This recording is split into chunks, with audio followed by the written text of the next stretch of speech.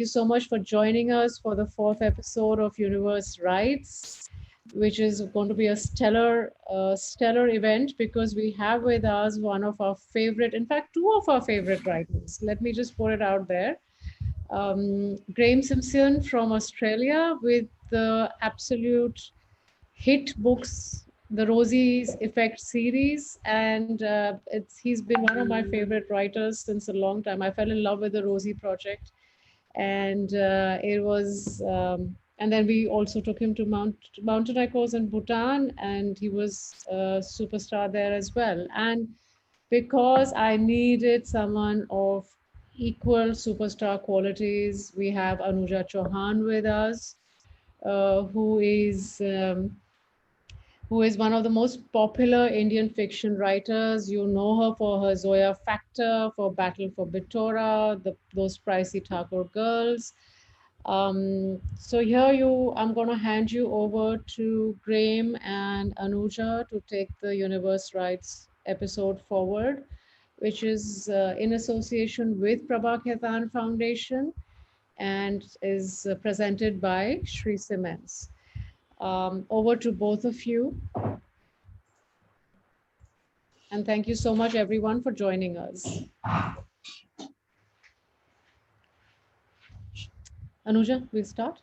Okay, I thought maybe Prem would speak before me. Hey, Meeta. Hey, Graeme. Lovely to be here. Welcome, everybody who's joined in to watch. Such lovely memories whenever I see Meeta, and such lovely memories now because I just read Graeme's books and they were so amazing. I would. All right. I me. Isn't that right? Should I? Graeme, can you hear me? Oh God. So all good, all good. I just lost you for a moment. That was my fault. I was on mute. You haven't asked me a question yet, so just keep going. Something happened there, I thought.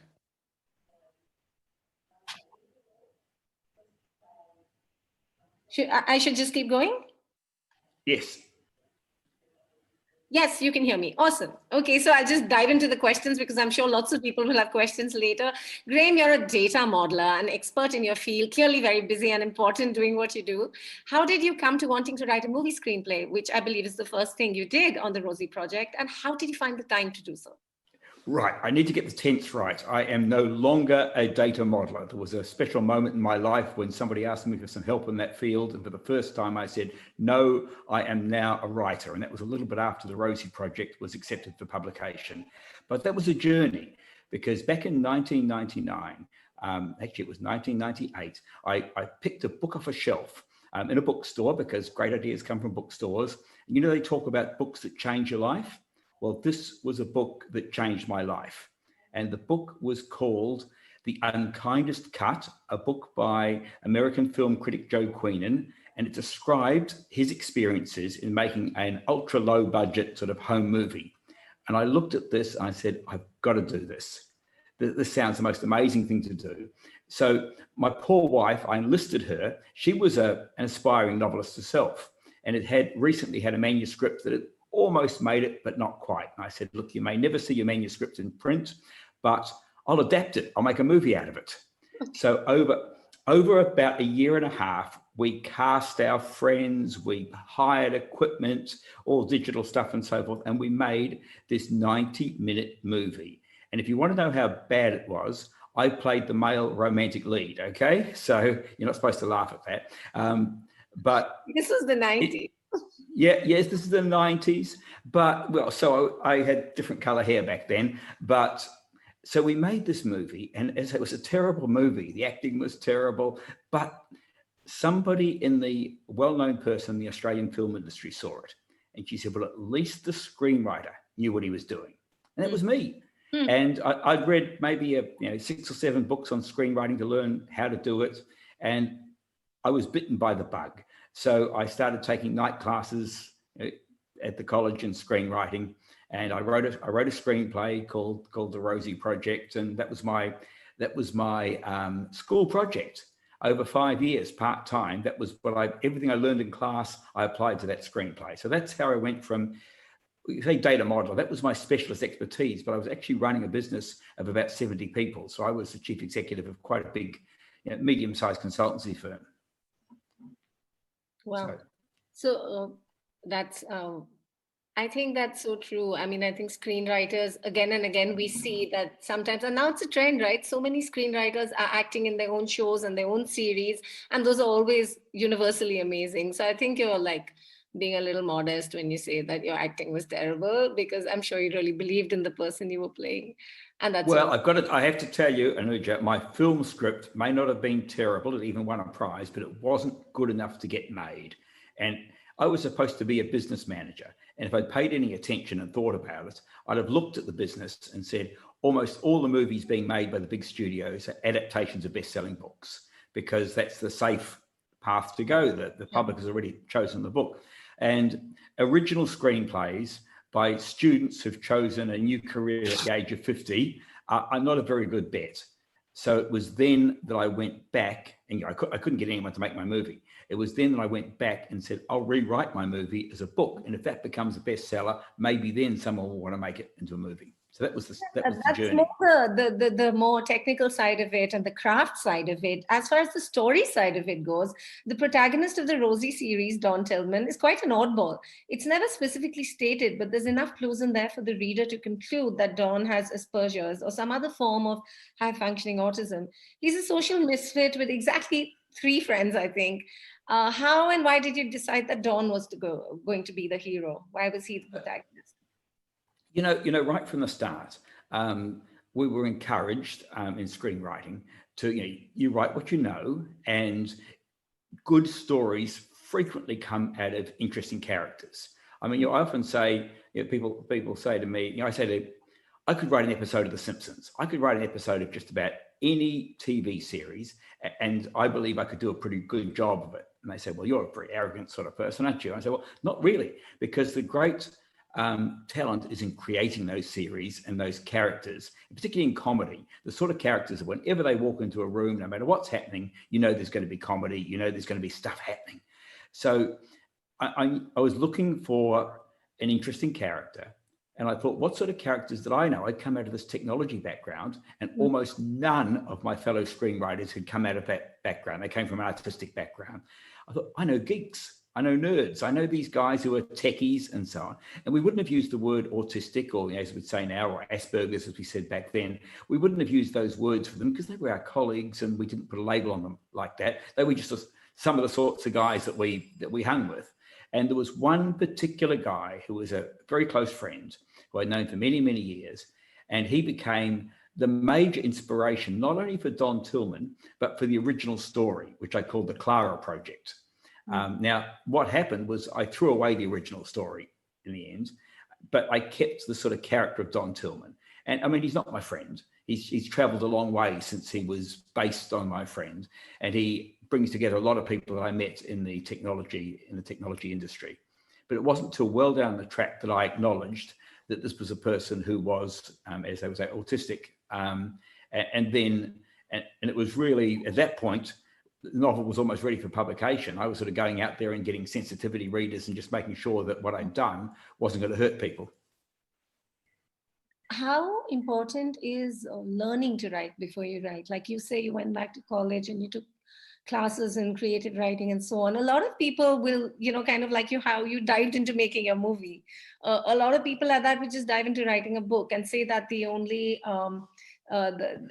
qualification is perhaps that you read a lot of books.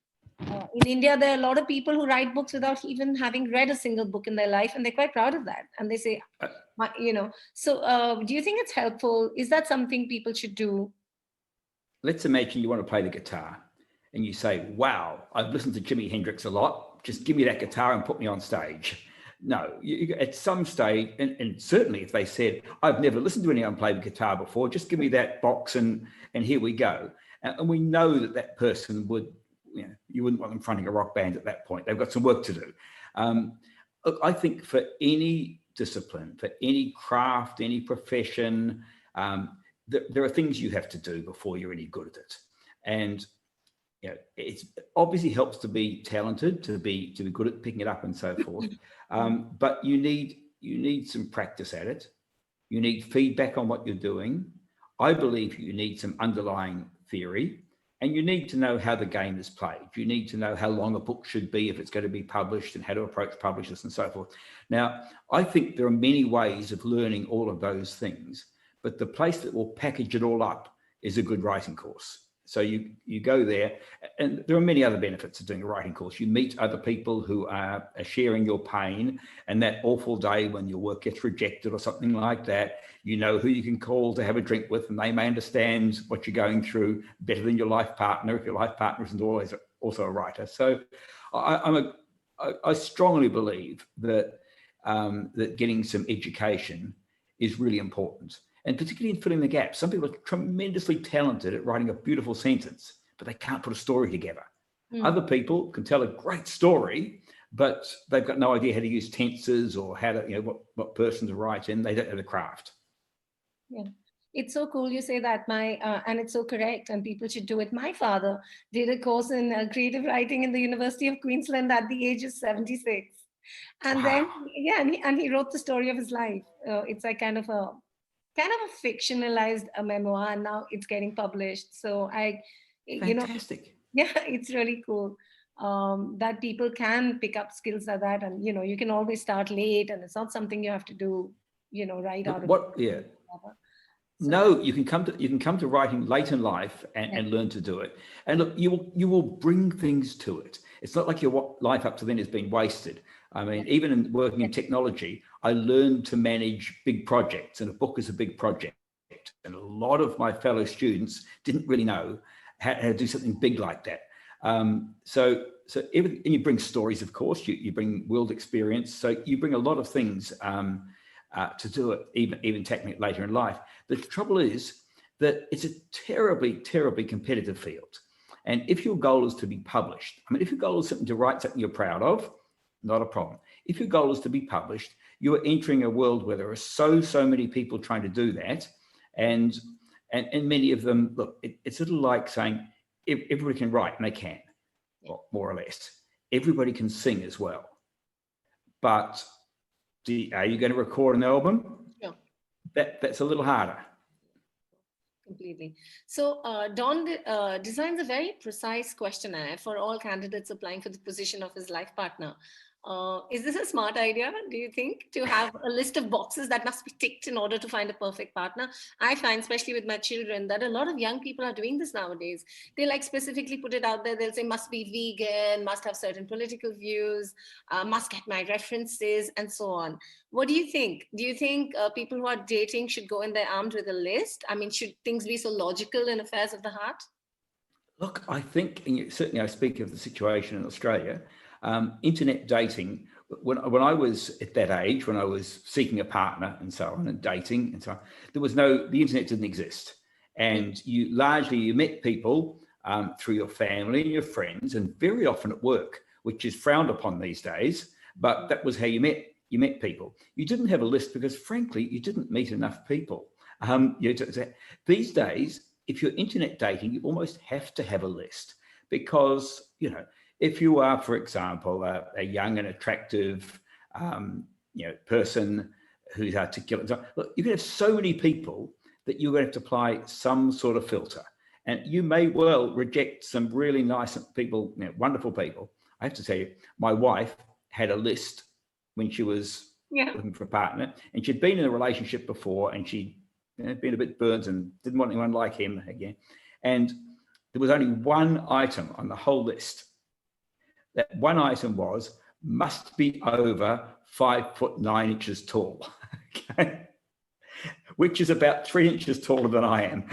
So I would have been, I'm not standing up here, but I'm not a tall man. And I would have been absolutely rejected. She would not have chosen me for that one reason. So, you can get it wrong. The list is there perhaps. Because at the end of the day, if you're going to invest, as Don was talking about, he says, I'm going to give a whole evening of my life up for something. And I might, in the first minute, know that this person is so different from me that it's not going to work. Both Daphne, who's Dawn's much older female friend in the book, and you as the author, I think, feel very strongly that Dawn would make a great husband. Why do you think so? Well, he's a very decent human being. I mean, the person who inspired the Don character has been a friend of mine for more than 40 years. We're going jogging together on Monday. So yeah, we see each other regularly and so on. And look, he's more extreme than Don in many ways. And he's never had an autism Asperger's diagnosis because that just wasn't around in those days. And he's now 70. But he is just such a decent, good human being. And people, and at the end of the day, he's going to be honest, he's going to be reliable, he's not going to leave his wife for another woman or anything like that. And in fact, his wife suffers from multiple sclerosis, and she has dementia as a result of that. She's very ill. She has to live in a home, but he bought the house just down the street from her so he can visit her all the time. And he's just utterly caring. And she said to me one day, she said, every other person in this home, their partners have left them. They've abandoned them. I'm the only one who still has a partner. And my friend said, well, this is what I signed up for. I got married. It's for life. It's how it is. So it seems to me that sort of guy is a pretty good catch. Yeah. Yeah, I think that, yes, just decency when looking for a life partner. It seems pretty basic, but it's very, very hard to get on the ground. And I don't think it gets the amount of importance it should get also on lists No. that girls and boys are making nowadays. True. Yeah. I think for a long time, autism was seen purely as a disability, as a deficit. And there is no doubt that autistic people may have some real problems in terms of within their own lives and with how they're accepted or not accepted by society. But they also can have some really big positives as well. And we've tended to focus on only the negative side rather than saying, look, we've got people are different here, just as we're all different. And some of those differences are positives, some of those are negatives. We're all going to have to get on together here. Don's way of looking at the world is really very simple. Do you think that we so-called normal people complicate our lives too much? Look, I think Don's way of looking at the world is the view of a scientist. He's interested in the facts. He's interested in things that can be measured. He's not particularly in tune with emotions, for example, and so he takes the logical, factual sort of path. Now, that not all autistic people will see the world that way, or be like Don. It's very important not to get into a stereotype here, but Don particularly, I think he's the scientist. And whenever I had to say, what would Don do? I just imagined myself working on a computer program with someone back in the day. And, when you work on a computer program, you say, that's right, that's wrong. No, that isn't correct. You don't say, how are you feeling about this? Yeah. I mean, you might, but it's not going to help you solve it. Well, in fact, of course, it might help you solve it because people being people are going to care that someone's supporting them and all that sort of stuff. But the conversation tends to be about the facts, about what we can observe, rather than about our feelings, our intuitions, and so on. His moral compass is really always pointing very correctly and very steadily. And in fact, that's why he gets into so many issues with the administrative people in his job and so on. There's several scenes that go into that and set that up about him. Yeah, look, I worked not just at one university. I worked at several universities, always in sort of part-time positions over a period of time. And I did a PhD at a major university, at the University of Melbourne. And you can't help but see university politics and so on. And look, university people, on the one hand, they're bound by ideas of academic integrity and so forth. On the other hand, they have to work in a political institution like any organization, and they're often the worst behaved in my experience. My experience as a consultant, the most difficult people we ever worked with were academics and research institutions, because they had this combination, and apologies to any academics listening out there, they had this combination of being feeling that they needed to play the game hard like the rest of the world, but feeling that they were pure. They didn't sort of recognize that they were behaving just as badly as anybody else. So much scope for humor, which is why I think there's so much of that in your book. With these, look, it's a great source of comedy because it's the fish out of water, that the person from Mars, whatever, who says, why are people behaving so weirdly? and then proceed to behave in a way that we would consider weird. And the idea with Don is often that, look, sometimes what he does, which is different, is totally out of line, out of place, and you shouldn't do it. Other times he does it, and we all look at it and say, why not? Why wouldn't you do that? Why do we do it the other way all the time? Let's talk a little about the lady in your book, Rosie Jarman. You know, she's the heroine of 3 of your novels. She's studying for a PhD in psychology, and she works part-time as a bartender, as a barmaid. And she comes across both as very self-confident and yet very vulnerable. And overall, she's very hard to slot or label or categorize. Good. No, absolutely. Good. Yeah. How do you come by Rosie? Do you know many Rosies? Do you think it's wrong to stick labels on people? Look, I think people are complex. And I think we can label some of people's attributes without labeling them as a whole. So even if we say someone is autistic, that's a very important statement about that person. But there are other things. They might be an alcoholic. They might be a generous person. They might be a tight person. Whatever, all of those, they're just attributes of people, and they exist side by side. And I think very often contradictory aspects. So Rosie is very out there and direct and so forth, but perhaps she's a little insecure in herself. There are plenty of people like that who project one thing, but they do it as a defense mechanism around something they're not comfortable with. But the Rosie character. I would have said that most of my characters are inspired by somebody or several people that I know in real life. But Rosie, I always felt was a creation because I wanted someone who not only was an interesting person for us as readers, but would want Don Tillman. I didn't just want someone who would be attracted to Don, the so-called manic pixie dream girl. We often see the manic pixie dream girl, and she's this wonderful woman who, for no apparent reason, is interested in our freaky character. Now, I wanted her to have good reasons to be interested in Don, and she's gone through life. Her biggest problem in life is that she doesn't trust men. And where does that come from? It comes from the fact that her father isn't a real father, and she was never told. So, the most important man in her life when she was growing up, she finds isn't what he was supposed to be. So she's devastated by that. It's a psychological trauma. And my wife, who's a psychiatrist, and I worked very hard on the Rosie character. But it was pointed out to me one day. They said, Rosie's an awful lot like your ex-partner. And yeah, there are some similarities there. I'd be in trouble if I said that she was inspired by her, but subconsciously, you draw on things that you know. Yes. And is that something you do? Does that get you in trouble? Putting your friends into your books and they're not there. I tell you, the only people, including the friend who did the most to inspire Don Tillman, the only people who've ever seen themselves on the page were never in my head when I wrote it. So and most authors will tell you that. That because your take on somebody that you put on the page, unless you put a lot of very explicit things, if I put your hair color and your glasses and your, and style and that sort of thing, and your name, then people are going to say, well, he clearly based that person on a Nuja. But if I just take one or two aspects of your personality, how I perceive you, that probably won't be how you perceive yourself. That's true. Yeah, that's how we protect ourselves, I guess, from lawsuits and so on. That's so well, yeah. And look, the other thing is that it's the same with story as well as character. I tend to take a little bit from here, a little bit from there, a little bit from there, a little bit from my head. I mix it all up together, and what comes out is an amalgam of those things. So someone might say, I had a book called The Best of Adam Sharp, and the hero is a piano player. But he's also someone who comes back and revisits an old relationship.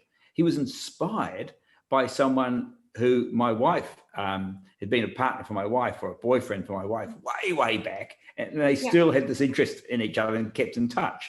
But he doesn't play the piano, so immediately, and he looks totally different from what I've described, and you start bucking together these different things. But I'll come to Adam Sharp in a bit. I've just got a few more questions on Rosie. Don breaks a lot of rules, his own and those of the world, to win over Rosie. What do you think how far should one go for love, do you think? How much is too much and how much is okay? Well, look, I think when you lose your own integrity, you've gone too far. You know, there are rules to live by. There are things that you believe make you a good person.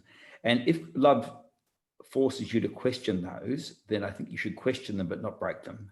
Well, question them, revise them if necessary, but not flout them without thinking. And I mean, we're talking about, you know, when we talk about love, the sorts of things that we're talking about are adultery. We're talking about perhaps hurting a close friend, all those sorts of things. And look, I think, look, I was married once before, and to leave that marriage was tremendously traumatic for me because I had decided that I would never do that. But I reviewed it, I thought about it, and decided that for my life and to some degree for hers, that was what I was going to do. But I think you might do anything for love, but by golly, you better think very hard about it before you do it, because it will have impacts if it goes against the things that you've believed in the past. Thank you for sharing that. You write about bartending with so much relish and detail. Is that a private fantasy? Is that something you want to do one day, or you've already done, or what? Okay, let's see if we can do this, shall we? Just for fun. I'm going to try not to break anything here.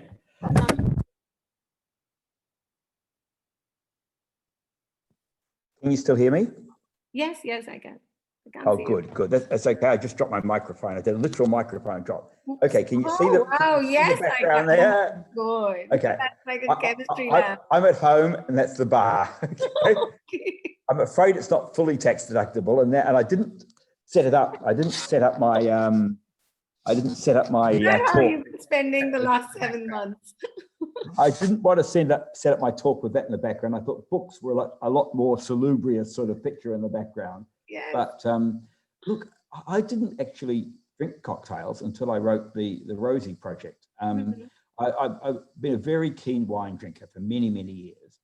And my initial thought was to make Don an expert on wine, but it didn't fit his personality. It didn't have that. It was all about sensory stuff, whereas cocktails is far more about quantities and memories.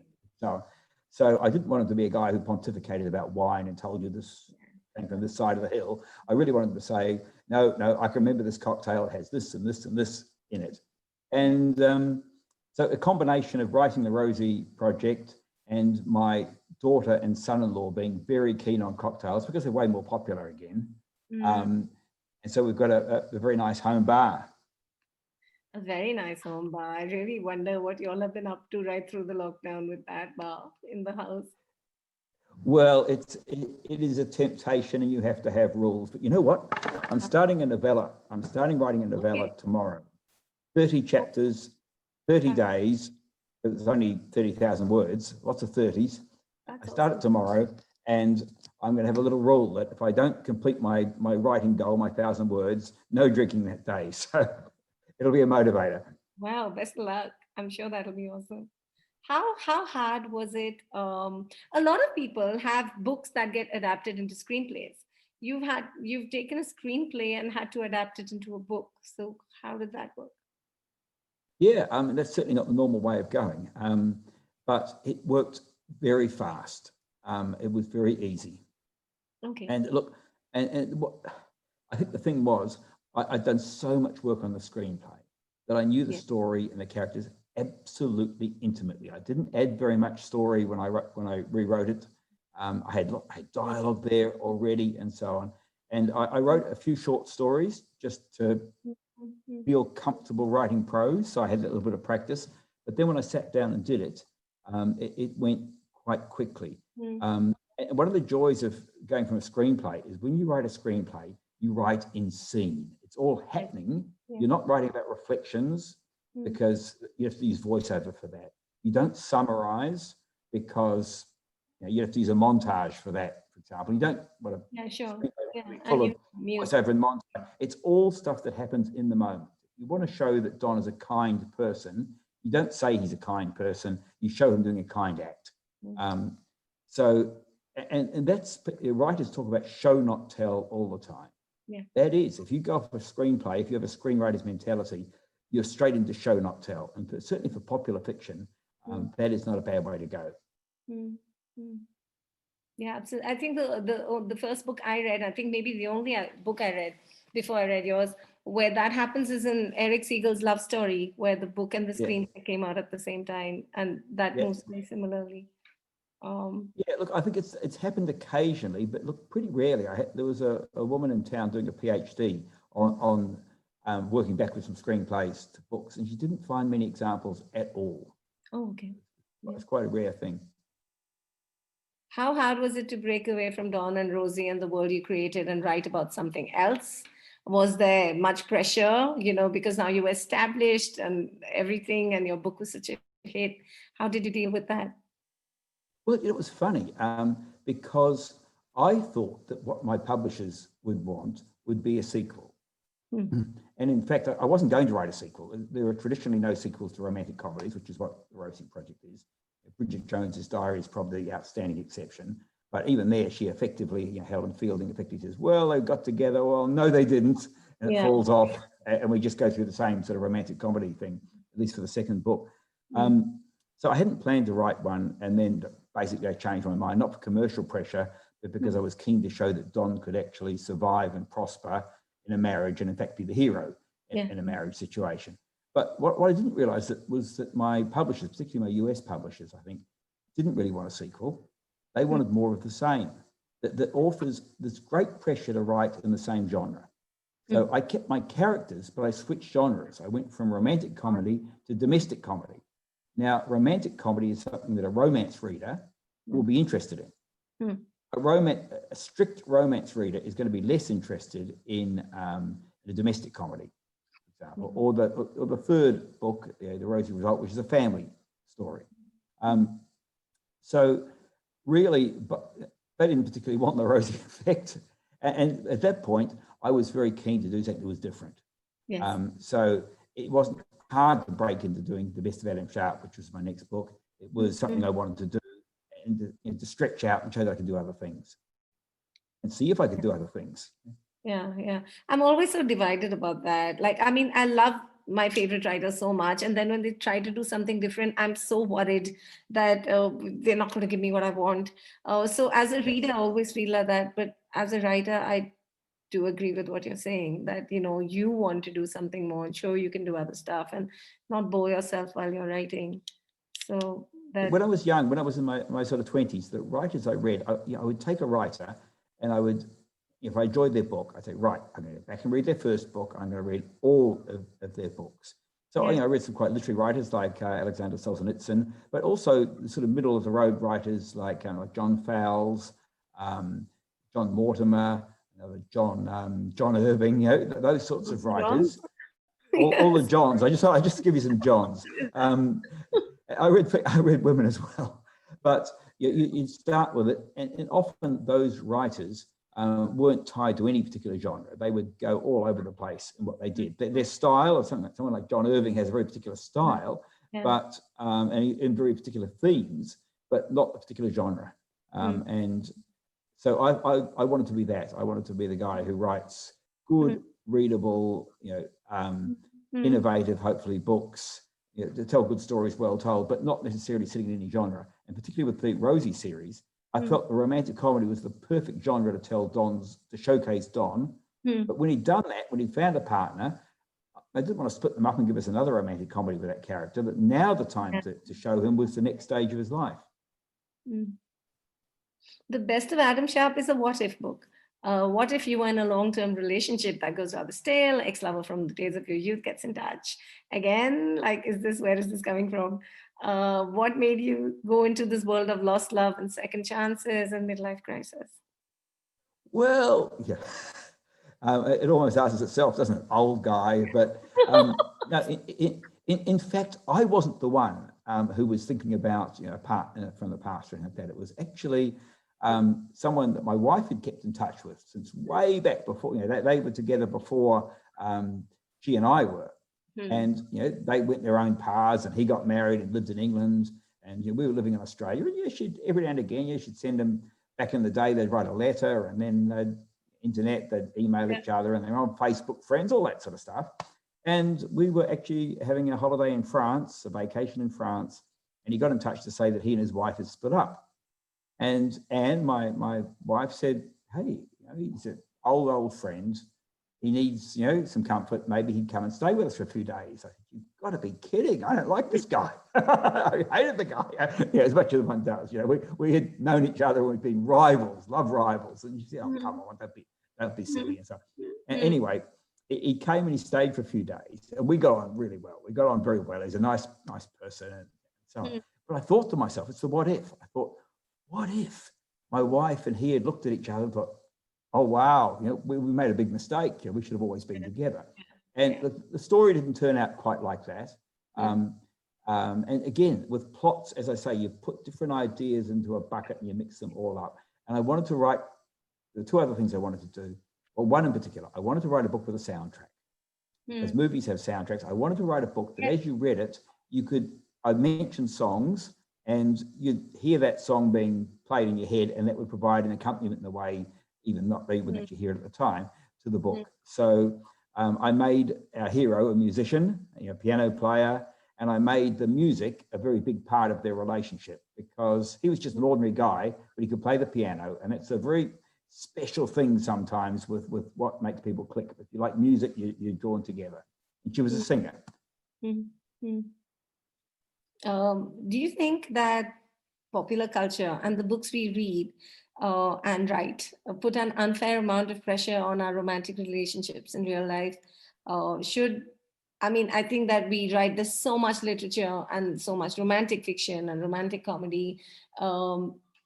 And does that, because I get a lot of this, I get lots of people coming up to me and saying, you have ruined my life. I've been looking for the kind of emotion that is there in your books. So what's your take on that? Do you think... Well, yeah, I hear what you're saying. And I think part of it is that there are plenty of books out there about romance, about falling in love, not so many books about staying in love, not so many books that say after that big kiss or that big wedding, what actually happens. And that was what I was specifically trying to do with The Rosie Effect. The second book in the series was to say, look, we saw them fall in love. Now, and people would say to me, look, this guy, he might be a bit of fun at first, but he's going to drive everybody mad and he won't be responsible and all that. And I wanted to show that he could be, particularly when people are going to start putting a label on him saying he's autistic and then saying, well, autistic people can't do this, can't do that. I wanted to show the autistic person, because I know plenty of people like Don who really do great things, as I told you, in a marriage. But I think you've got to ask, I think that the public doesn't want to read about married life, long-term relationships, the way they want to read about falling in love. And part of that is escapism, because I think for many of us, we fall in love once, or maybe twice, or 5 times, or whatever. But particularly as you get older, it's not going to be a part of your life unless you want a very unstable life. But it's a wonderful, wonderful special time. So you go and escape into that wonderful, wonderful special time reading a book. Now, I mean, some people clearly invest in that and set their standards according to it. But, you read a spy novel and you don't expect to be a spy. You read about a murder and you don't expect to be someone you like, you're going to go off and murder them. It's also what I really liked is that in your books, that there's also a lot of, he has very high standards, not just for his romantic relationships. I'm talking about Don Tillman here, but about platonic friendship as well, and which that again is something that, we're guilty of not focusing enough on. We put so much pressure on our romantic relationships, but we don't have that much love to give for friends and siblings and mentors and colleagues and other people in our lives who probably deserve that as well. So it's good to see that in fiction. Is that something you have to do? Yeah, look, I great believe in the value of friendship, and I think that it's something that has been diluted in these days of social media, Facebook friends and those sorts of things. I've got 1,000 Facebook friends, you might say, but how close are they? And we have far fewer intimate friends, I think. And one of the interesting experiences for me with this we've had a big lockdown in Melbourne for 4 months. We're just coming out of it now because of the COVID virus. And we had a rule that you could exercise with one person. So you could go out and you go for a walk with another person. And for many, you couldn't invite them into your home, you couldn't go to a restaurant. So for many of us, that became the only social contact outside our homes, was that you go for walks with people, and you could go for quite long walks. And the sorts of conversations you have one-on-one, you realize are quite different from the sorts of conversations you have when there are 5 people or 10 people around a dinner table or whatever, or 6 people in a bar. It's very, very different, way more concentrated. And you start to realize some of the strengths of those sorts of friendships. Yeah, that's so true. Sorry, my son interrupted and I lost my train of thought. No, that's all right. I thought I'd gone dead or something on the screen. No, he just came in about the puppies. But so is that your friend who you go walking with, on whom the Tillman character is based? I go running with him. He's not You the go sort of running person with who him. Also, you can't walk while you're running. Can't talk while you're running. To be fair, he's a great walker, but he'd rather train for running. But we walked in the past when either of us had an injury. If one of us hurts ourselves, he says, "Oh, we can still walk." So we have long conversations that have kept that up. What's your take on awards, Graeme? The Rosie Project screenplay was in danger of going unnoticed, I hear, till it was shortlisted for the Victorian Premier's Award for Best Unpublished Writing. So do you think that that's when the attention started pouring in? So what do you think of awards overall? Do you think that they are important or nice? Yeah, well, just to clarify, it was actually the manuscript for the novel, so that was shortlisted. Well, and actually won the Victorian Premier's Literary Award for an unpublished manuscript. But it was a shortlisting that was more important to me, because, as you point out, that was what got the attention. So I'm hugely in favour of awards for unpublished manuscripts. I think that they are, and one of the nice things about that is that nobody's going to be particularly influenced by who the writer is. I mean, unless there's someone like Tom Hanks or something like that who's known for some other field. But generally, these are all, they might as well be anonymous, and they can be anonymous when they go in. But when you're talking about the other awards, we know that novel was written by Margaret Atwood, or it was written by Philip Roth, or whatever it might be. And our views cannot help but be influenced by that. I think particularly in these days, where we're looking not just at the text, but at the writer. I would not. I'm certainly not the person to say I would eliminate all awards or anything like that. But I think the real message for writers is not to get hung up on them. They're there. They are distributing some money and some acclaim to writers. Fabulous stuff. But if you don't get one, there are other ways of being rewarded in writing. And I think that there's the literary acclaim, the awards, the literary acclaim, and some of those are for popular sort of writing, and some are more often for literary writing. But for popular writing, book sales are very nice indeed. #1 New York Times bestseller is a pretty cool thing to have. But the one that's been at number 25 for 5 years is probably outsold you. So So look, I think for me, the biggest reward for writing for me is that I touch someone, that they come back to me and say, particularly because I've been writing about autism, they'll come back and say, this book helped to explain to my family who I am, or I realized that I'm autistic, I went off and got a test because I'm just like Don Tillman, whatever, or this made me feel better about my husband as a person, all that. And even things like Adam Sharp. I had somebody fly to New York to hear my talk because she had just got in touch with someone from her past and was wrestling with that, and the book reached her at the right moment. So for me, that's the biggest kick. I don't write because of that. I write because I need to write. I have a passion for writing. But after I've written and the book's been published, that's the biggest kick I get, more than the bestseller status, more than the money. But I've got the bestseller status and I've got the money, so it's a bit harder when you haven't got them yet. Yes. I work in advertising, and one of my clients at PepsiCo would always say this. He would say, I'd rather we make 5 spectacular films and 5 utter disasters than 10 average films. What is your goal as a writer? We're already on that topic, but what do you actually seek to do every time you sit down to write? Is it? Look, I want to write. I'm not thinking about the reader. Okay, I'm not thinking about the reader as I sit down to write. I'm thinking about the book, I'm thinking about making a good work. Now, I think my idea of what a good work is acknowledges, has incorporated the role of a reader and how it's going to be received and the sort of work that I'm trying to do and so on. So it's not totally self-focused, but I'm not thinking, how will this play in Pocatello, Idaho, or how will this play in Mumbai or anything like that. I'm just saying, I want to tell a story. And I figure that it's going to resonate with some people, not with others. I mean, Adam Sharp, which you mentioned, most people like the Rosie Project. It's a big crowd pleaser. Most people like it. Yeah. Adam Sharp is divisive.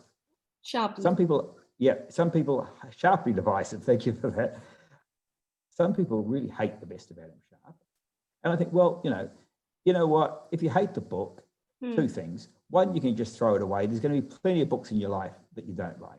Sure. But if you really feel passionately hate about it, then provides a really good question to ask yourself about why you hate a book that quite a few people like and that the author wrote and so on. What is it about you that is reacting so strongly to the book? And there's infidelity in the book, and for some people that's tremendously confronting.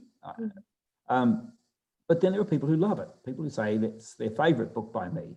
So I'm very happy to put a book like that out there and just say, look, I've read thousands of books in my life, and only a relative few of them have been very special to me.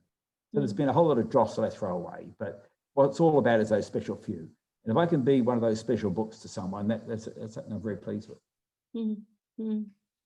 I haven't read Adam Sharp yet, but without giving away any spoilers, can you just talk about the book a little, please? Okay, I mean, the best of Adam Sharp is fundamentally, we talked earlier about this idea of romantic love in some ways versus long-term love, which is different. For people out there who've been with the same partner for 20 years or something like that, they know that the feelings are not the same as in those first 3 weeks. They're different. But so what I wanted to do in Adam Sharp was set up these two different things. It came from because I'd written the Rosie Project and people said, oh, it's all about romantic love. And then the Rosie Effect was about longer term sustainable love. So I thought, let's give somebody the choice. Let's give somebody the chance. The great love of his life, the great romantic love of his life is suddenly there, available again to him. But he's been in a long-term relationship that's got tired. It works. They sleep in different bedrooms. The romance is gone out of this relationship. If he's got the choice, which one is he going to take? And at the end, Adam will have to decide, is he going to stay with his long-term partner? Is he going to reconnect with the great love of his life, the one that got away? Or is he going to go off in a new direction? And I like to think that all of those are realistic possibilities. So that's what the book's about. And it's about morality, because in making those sorts of choices, there are very serious moral issues. And they're moral issues that face most of us. I say all of us, but most of us face those sorts of issues. Every one of us is in a long-term relationship has at some point thought, what if? What if it didn't happen? And made different sorts of decisions. Whereas the sorts of dilemmas that were in a spy novel or a thriller or whatever, shall I kill this person? These are not the sorts of decisions that face most of us every day. They're real escapist decisions. Yes. But a book like Adam Sharp is saying, come on, what would you do? Can disturb you. Yeah. I can get that. How do you deal with criticism? I'm just saying for things like this, for something that's morally divisive, or even for saying that how are you qualified to write about a condition people have that you don't have yourself, or is it appropriation? Like generally, how do you deal with it? Okay. So you pick, that's the one criticism that I worry about. Okay, so the idea that I hated this book, I threw it against the wall. It's a very good thing that all authors should do. They should think of their favourite book of all time. They should go to Goodreads and they should look at the 1-star reviews for that book, and just see that every book has its detractors, and they allowed people. They're going to say that, and that doesn't. There are many things all the way from some people do love it, which can be great compensation, that it might sell well, that you personally are very proud of the book. But when you talk about appropriation and so on, I don't identify as being autistic myself. and I'm writing an autistic character. And I believe when you do that, you have an enormous responsibility to be authentic, not to be secondhand to write stereotypes. And I think there's a real danger of writing from medical descriptions for these sorts of things. I wrote characters based on people I knew in real life. I didn't write anybody based on a diagnosis or a clinical description. So that helps. But I would, and I would defend myself very heavily against charges of appropriation. I've even been on a public debate on that topic, and I'm quite strong on it. I just say my issue is I don't believe I'm stealing anyone's story because I'm writing fiction. I believe I have a great responsibility not to perpetuate negative images and so on, particularly of a group that's oppressed in some way, to grind them down any further. So my biggest concern is, are my books doing harm? Are my books going to do something out there that will make people think less of autistic people? And I'm prepared to accept that some people who read the Rosie Project might actually do that. But I think the overwhelming response has been a better understanding, and particularly a better higher level of empathy and sympathy. I call it the double empathy problem.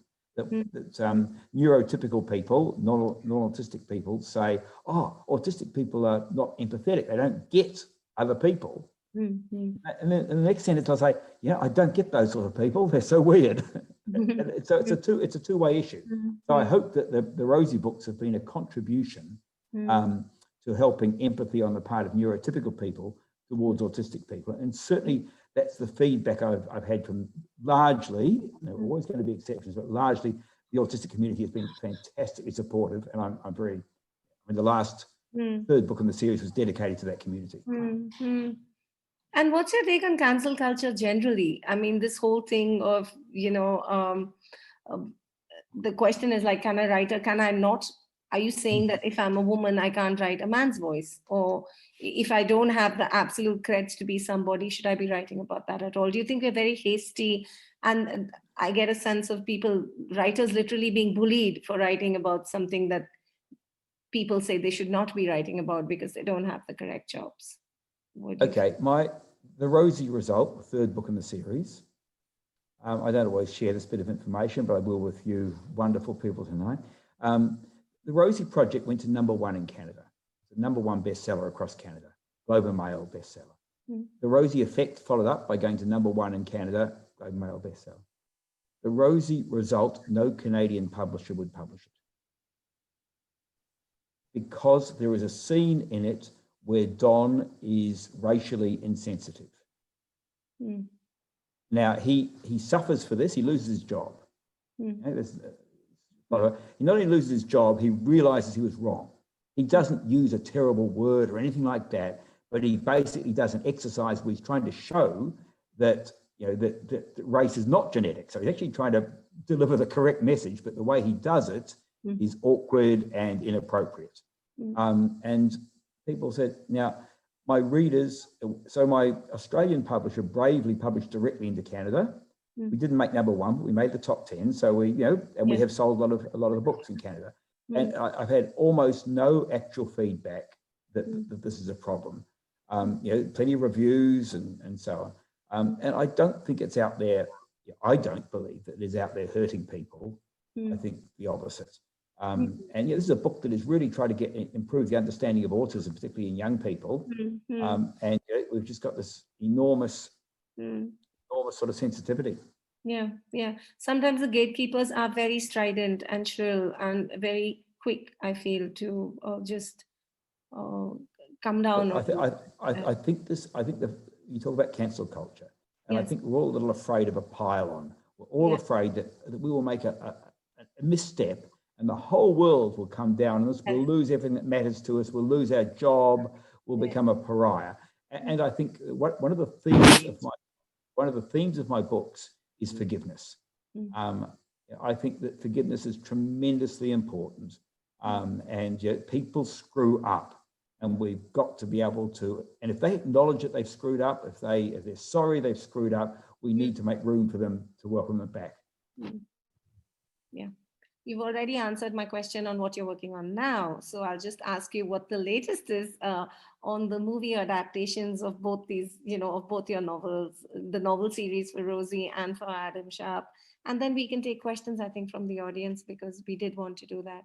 So if you just tell us that, and then where did Meeta and Heaven go? They could get up the audience questions. Yeah, so we'll have the.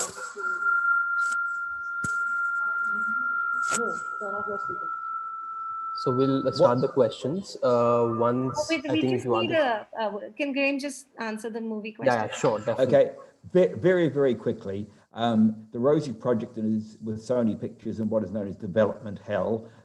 Basically, they want to cast a Don and a Rosie that are A-list stars because it's that sort of movie.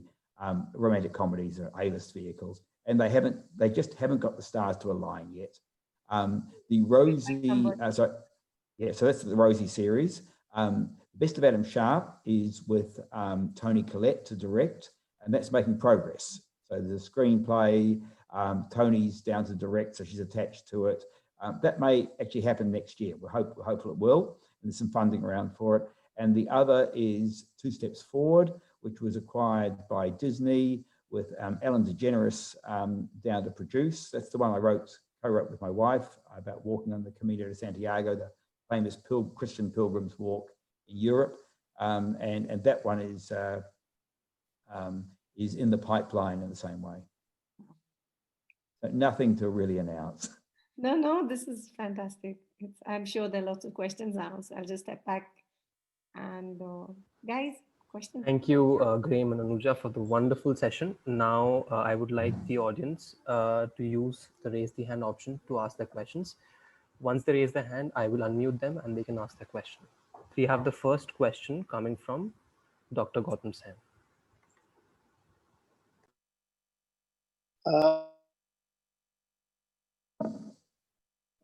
No, I can't hear this at the moment. He's still muted. Yeah, I've asked to unmute. Hello. Are you able to hear me? Okay. Hello. Yes, I can hear you. I can hear you. Graeme and Anuja, your conversation was delightful, but because we have at least I have no background about the Rosie series, it's just could not enter my mind as to what you were really talking about, feeling. So sometimes I think it's important that we should be able to read your books before we participate in a Zoom meeting like this. It's just a comment. I do not have any questions because I didn't comprehend much. Thank you. Okay, I think we take that one on board. That's one for that's a learning. Absolutely. For me to take it to listen to.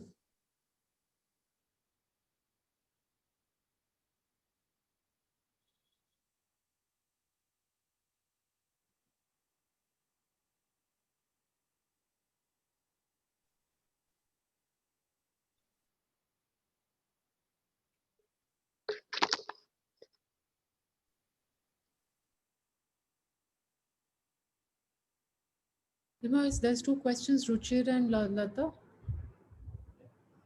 Unmute, cover.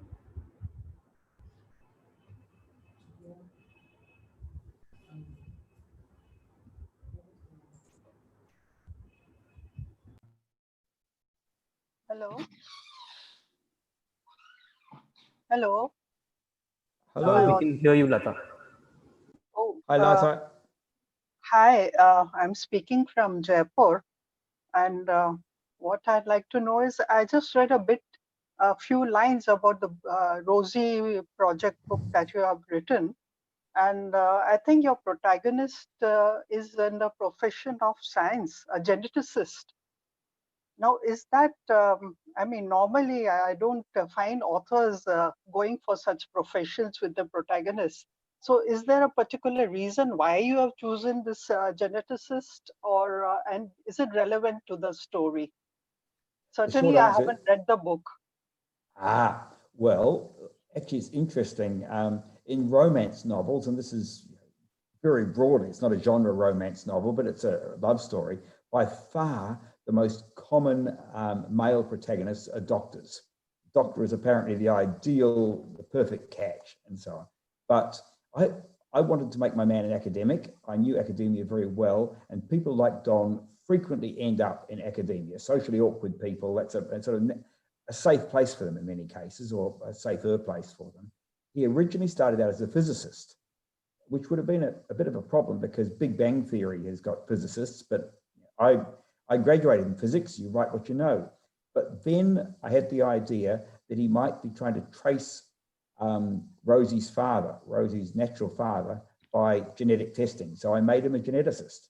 In fact, I'd actually given that idea for a book, a completely separate book, to my wife, who'd played with it for a little while and abandoned it. So I had this subplot of a person trying to find their natural father by genetic testing, by surreptitious sneaking DNA. I thought, well, if I make Don a geneticist, he can do that. So he had to be a scientist. I thought a scientist was a natural thing for him to be, and geneticist turned out to fit the way the story went. Well, thank you. I think it will be great reading the book whenever it is available here. And thank you. It was a great conversation between you and Mr. Graeme and Anuja Chauhan. Thank you so much. Thank you. And you can call me Dr. Simsion because I do have a PhD, but it's not something I normally call myself. Okay, okay. I'm just Graeme to everyone. I have a question here saying from Shivranjani Singh saying intrigued when they heard about me talking about writing a book as a project, and is that how I approach my writing? It's a very pertinent question because I currently have a manuscript. I even have a book deal for a book tentatively titled The Novel Project, which is about how I write. It's a how-to book about writing, and it's really about managing writing a book as a project. I mean, the extreme ends of it are somebody who's very organized like me and sees everything in stages and phases. First you come up with a concept, then you do a synopsis, then you do a plan, then you do scenes. That's me. And the other end, you sit at the computer and you wait for the blood, the drops of blood to form. You just make it up as you go along. And we often use the terms planners and pantsers. The planners plan, the pantsers write by the seat of their pants. They make it up as they go along. And so I'm writing a book on how to be a planner, really, and for new novelists, and perhaps for novelists who've written one book and are struggling with a second, which is a very common sort of situation. So yeah, I'm actually going to have a book on that out.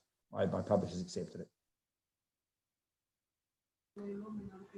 We have the next question coming from Ruchir Sudhani.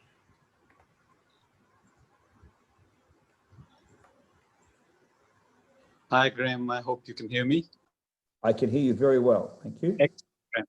So thanks a lot. It was a wonderful conversation between the two of you.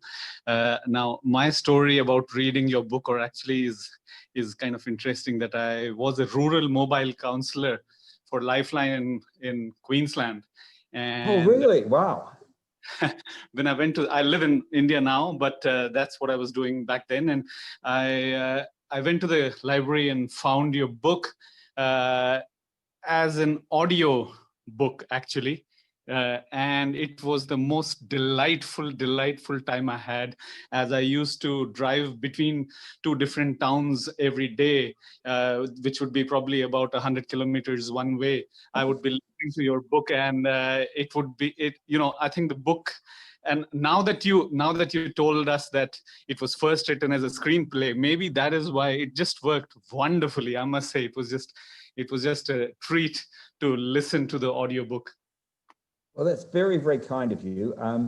Look, I think the audio book is certainly, at least part of the success is down to the job done by Dan O'Grady, who is the reader of all of the three Rosie books. And he did such a good job that normally the different regions, the different territories, Canada, US, who publish in English, engage their own readers. But they all took the Dan O'Grady version, which was originally commissioned by Penguin UK. So yeah, and the novella I'm working on at the moment is going to be published first as an audio book. So for 6 months, it'll only be an audio book. This is an initiative of Audible to try to encourage more people to read, listen to audiobooks. Excellent, excellent. Well, I do also want to add this bit that just when I got the message about this meeting, and the Rosie project just came back to my mind, and I'm counseling here in India right now, and in fact, you'd be happy to know that I just took that up, and for the last few weeks, I've been advising or suggesting to my patients or clients, as you call them, to come up with 2 or 3 projects that they want to focus on every day. Rather than feeling bad about kind of not doing enough, if they can focus on 2 or 3 projects, then they can feel that they're achieving something, and so restricting. So that the whole idea came from just the name, the Rosie Project. So I think a lot of people have taken that on very well, and they feel it's great to kind of use projects for kind of recovering from mental health, mental illnesses. Yeah, sorry, I just had my wife interrupting me with a problem that's happening out there, but I think life is all right. She's a psychiatrist, so very familiar, very familiar with some of these things. I've got to say that projects of any kind, there's an old observation that to be happy you need 3 things: something to love, something to look. Something to do, something to love, and something to look forward to. And it's a way of saying that making plans, having projects is a very important part of being happy. Yeah, Sorry, absolutely. I'm just butting back in to say that this puppy is also being adopted. I just went out to say bye. That's a 3rd puppy out of 6. If you're in Bangalore, I've got lovely indie puppies that I'm hoping to get adopted. Sorry for interrupting with that. No, it's giving nice memories. I've been to Bangalore. I've been to Jaipur. So these are good to hear these places and just remember them again. Just a question here. What I've written. Graeme, we have the next question coming from Priya Maheshwari. Just unmuted her. Fire away. I've read. Can you hear me? Yes. So I've read the entire series and absolutely loved it. It was recommended by a friend, and he said you just need to read this because I'm a big fan of the whole romantic genre. And what I loved about it was Don Tillman. He is such an uncanny person as a protagonist. He's not someone who's very easy to love. He's not someone who you would instantly be drawn to. But I think by the end of the first book, I was in love with the character, and I completely agree with you. I did understand people with a little different needs better after reading that book. I was a lot more empathetic to them. So yeah, I think that was a great job there. Thank you. Just no questions. Just wanted to tell you, it gave me a lot of hope in terms that I think all kinds of people are acceptable at the end of it. Yeah, look, I think one of the things I like to think is that somebody reading like you, they read the book and they say, hey, I'm in love with Don Tillman. They think, whoa, he's so unlike the sort of man that I thought that I'd be in love with. Hey, maybe that guy in the accounting department who wears all his pins and showing in his pocket or whatever is a bit socially awkward thing. Maybe he's a Don Tillman. Maybe he's someone worth giving a chance to. So just making someone who's a little different more familiar. And I think is that we get to choose our friends, and it's very tempting sometimes to choose people who are very like us without expanding our view of who we might look to. Yeah, true. I get that. Thank you for the book. Thank you, Priya. Oh, thank you. We have the next question coming from Neera Mathur. Hi, Neera. Hi, Neera. I can hear some noise. It sounds like you're there. While we're waiting for Neera, I've got a couple of questions sitting here in the chat. If you'd like me to pick those up as well. Sure. Okay. So one is from Shivadatta asking, would I have written certain parts differently or modified anything? Look, to tell the truth, if I was writing the Rosie project today, I think I would have a more subtle take on some of Don's characteristics, but I was writing from the sort of the best I could at the time, if that makes sense. But look, you always could do better. You can always write a book better. I was reading from the Rosie Project at World Book Night in London one year, and all the good and great authors were around me and so forth. I had a 3-minute passage to read. It was all I was allowed. It was one author after another going up on stage to read to television and so on, to read this sort of 3-minute passage. I obviously picked what I thought was the best passage to read in the whole book. And yet, as I practiced it, I got out my pen and I started making corrections. I started improving it. And I was sitting next to a very famous author, I won't name her, but a very famous author who was doing exactly the same thing. So you can always make it better. We have the next question coming from Rajan Mahan. Hi, Rajan. Hi, can you hear me? I can. Okay, thanks very much for a wonderful, delightful chat between you and Anuja. It was most enjoyable. You know, as somebody who's always been intrigued by this whole idea of how people put together these fantastic, sort of interesting books that somebody like you has written, and as somebody who's always been a bit of an inspiring author himself, I've been a journalist for a very long time in my life, but I believe there is a novel inside me. Just wanted to probe you on, you know, your writing sort of routine. Would you like to share with us a typical sort of writing day in the life of Graeme? Okay, let me tell you that there are 3 different sorts of writing days, broadly speaking, because broadly, I divide writing a book into 3 stages: planning, first draft, rewriting and editing. Okay, so 1, 2, 3. And my routines for those different days are quite different. In planning, I'm often doing it at the same time as I'm doing something else, like editing another novel that I'm finishing off. And I just start, so while I'm finishing one novel, I'm planning the next. And that is something that I can do. I do a lot of walking around, just thinking and jotting down occasional notes. So I'm doing a lot more thinking than I am writing. I'm all about getting the shape of the story right. Then I sit down, and this is where I become very routine. I write the first draft. I'm about to write the first draft of a novella starting tomorrow, and I'll be very organized. I will get up in the morning. I will read what I wrote the previous day. I will then go for a walk and think about what I'm going to write today, which will have been planned, but I'll just think in detail about how I'm going to write it. I will come home. I will work on writing that, and that will take as much of the day as it takes. So it's very structured. And then in the third stage, when I'm editing, I'm just making as much time as I can to just keep plowing through the work. And sometimes I jump ahead or behind to fix up something that's bugging me and I finally found a solution to. So, and I would say if I spend a year writing a novel, which is pretty typical, I would spend about 6 months of planning, 2 months of drafting, and 4 months of editing. Oh, thanks very much. I mean, this is very enlightening, and I can sort of see how you go around structuring your book. And I'm very intrigued that you're saying that you actually keep only about 2 months for writing the first draft. Is it? That's right. I go. If you have a good, clear plan and you know what you're going to write, most good writers or experienced writers can pretty comfortably write 1,000 words a day, even 1,500 or so.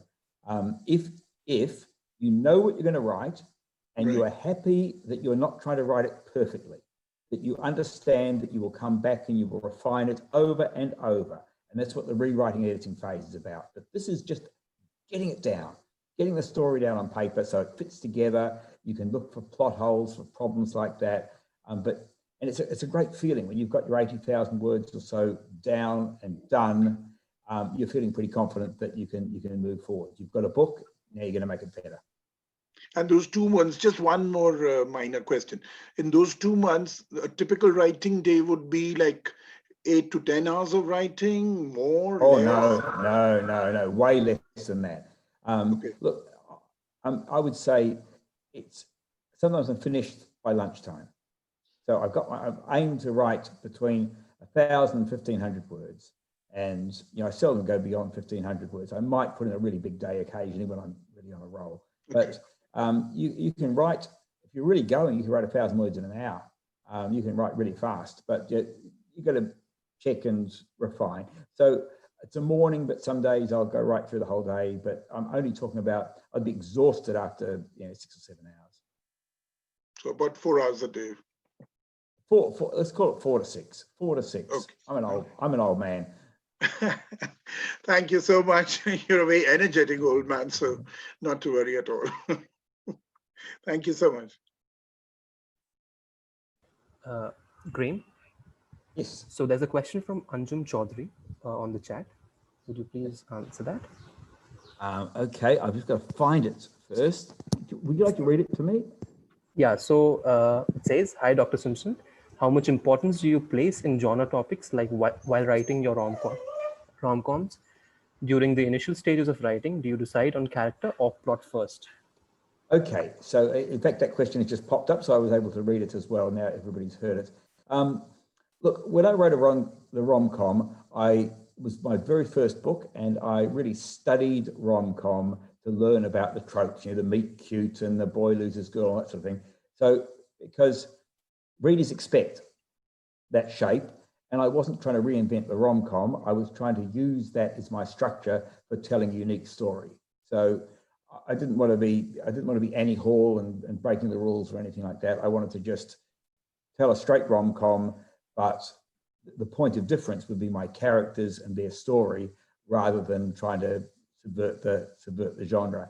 But my later books, I haven't been conscious of any genre as I've written them. I've just told the story. So it was only in that first book that I was conscious of genre tropes. And do I decide on character or plot first? They emerge together. They emerge very much at the same time. So I have a high level view of character and plot, and that comes down to a more detailed view of the two developing in parallel. I think that the place where character meets plot, the really crucial place, is decisions. And because decisions are what drives the story, and decisions are also what shows character. So I concentrate a lot on the most important decisions that will happen in a book. The 3 or 4 crucial things. Don decides he's going to find the perfect wife. Don meets Rosie and decides he's going to help her on her project to find her natural father. Don falls in love with Rosie and decides he's going to change himself in order to make himself acceptable to her, and so on. But those really crucial decisions, because that tells you who the person is, and it tells you how the story goes.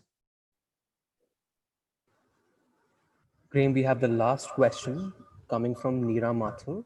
I'm Thank you. asking her to unmute herself. Let's see if she's able to. See her on my screen. Yeah, she just went unmute. Hi, Yeah. Neera. Hi. It was a Again. lovely conversation, and I really wanted to know more and more about your books, and going to lay my hands on them. But sorry, it was by mistake that I had raised my hand. But anyway, it was very nice talking to you and taking my question, Thank you very which much. was not really meant to be a question. But thank you for this lovely Well, conversation. thank you is a lovely way to end on anyway, so thank you. Thank you so much. So that gets us to the end of a conversation that all of us have been hooked onto. Can't thank Graeme and Anuja enough. Thank you so much, both of you. Graeme, I'll be honest, I have to read the last of the Rosie series, because I've been in love with the Rosie series right from the Rosie project downwards. But we wish you all the best with your screenplay writing, as well as the novella that you spoke about. And Anuja, I am extremely grateful because of the way you have held the session together. I couldn't have entrusted Graeme and his work on any other person. Thank you so much for being who for us. And to our lovely audience, for so many questions and for being thoroughly involved in this virtual session of Universe Rights. But we'll be back in another couple of months with an equally great writer. So see you all very soon, and stay safe and stay blessed. Thank you. Thank you, Mita. Thank you, Anuja. Thank you. Thank you all.